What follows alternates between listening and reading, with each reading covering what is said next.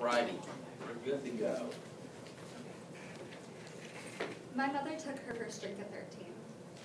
Not knowing the pathway she was leading herself down, not knowing that she was digging herself into a hole that she would never come out of, and not knowing the way she would currently be living her life and affecting the lives of others she's in. Out of the 30 years that she's been heavy drinking, the only time she was really sober was when she was pregnant with me and my sister. If she had not been, I'd probably be one of 5,000 babies diagnosed each year with severe fetal alcohol syndrome, or also known as FAS. These babies are usually shorter and are underweight. As for other physicalities, they have small eye openings, thin upper lips with a long groove in the middle, and long flat faces. They also have deformities of the brain and skull, and as a result, they have difficulties in learning, with attention span, judgment, memory, problem solving, and with behavioral problems. Its effects are permanent and lead to lifelong problems with mental retardation. So if you didn't hear the physicalities I said, that's basically what they look like. It's one of the top 3 birth defects, but it's also one of the most preventable ones. I said 5,000 severe forms, but there's also 35,000 with mild forms, which is a grand total of 40,000 babies born each year with it. They also have social problems as well as the other physicalities, also have social problems as mentioned as the other difficulties that I said. So the difficulties that FAS children show in their brain development are the same effects that your loved ones can show after drinking. The only difference is that these children's difficulties are permanent.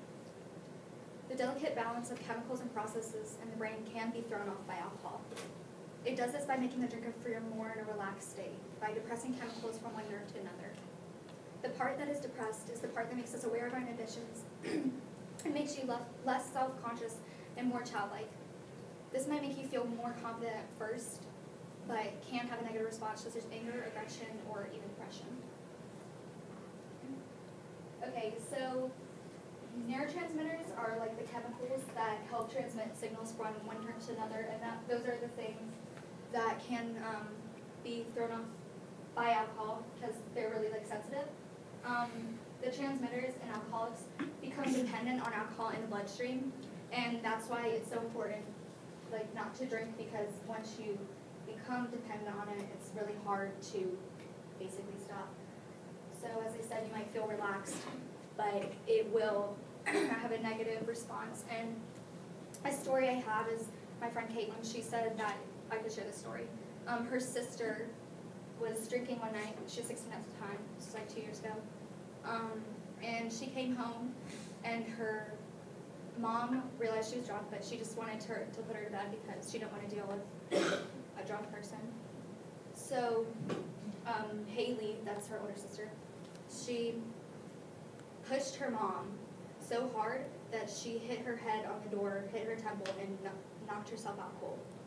But the worst part is that Haley got on top of her mom and started beating her, because she, at the time, wasn't aware of what she was doing. Like I said, she wasn't aware of her inhibitions, so she wasn't really in control. When her mom came to pick me up, a couple days later, her eye was swollen shut, and it looked like special effects makeup. So gross that if you saw it in a movie, you wouldn't even think it was real. So, even alcohol in small doses affects nearly every system in your body. When it first enters your body, it is metabolized extremely quickly. Unlike normal foods, alcohol doesn't need digestion, and about 20% is absorbed across the walls of an empty stomach and can reach your brain within 1 minute. Once it reaches, it releases euphoria, decreasing appetite, and slowly makes you more and more malnourished over time.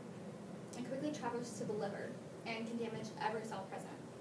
The liver is the only organ that can process the alcohol in your body and help you get rid of it. Because of this, most heavy drinkers have liver deterioration.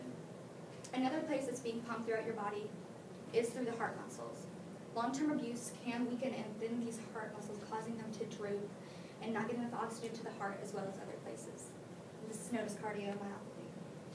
So, as you can see, the first stage of liver deterioration is fatty liver. You can't really see a healthy liver, but it's basically, you can see part of it. It doesn't look like that. So it interferes with the oxygen distribution to your liver cells, and because of that, when you don't get enough oxygen, obviously your cells will die. But it can be reversible with healthy diet, and abstinence of alcohol. But if it persists long enough, you will get fibroscar, which leads to fibrosis, which is the second stage. And then if you can't get it under control, then you will get cirrhosis of the liver, and that's irreversible. So you can't do anything else. Not only does alcohol abuse have internal effects, but also physical, like when getting behind the wheel intoxicated. The number one cause of death for teenagers is motor vehicle related, and yes, most of these teens are intoxicated. Not only are teens at risk, but adults too, especially around Christmas and New Year's, where the traffic-related deaths involving drunk drivers jumps to 40%. 2 to 3 times more people die in this week than any other comparable time period. 2 to 3 times more people die in that week than any other comparable time period. Not only is it deadly, but costly. And according to the National Highway Traffic Safety Administration, the United States spends up to $199 billion a year cleaning up our highways after these accidents. We live in a culture where Friday night means drinking, where having fun means drinking, where socializing means drinking, where being young means drinking. A culture where an invitation to get to know someone better is in the form of, can I buy you a drink, and not knowing what could happen to you next. A culture where the coffee shops close at 10, so how do you get to know someone better?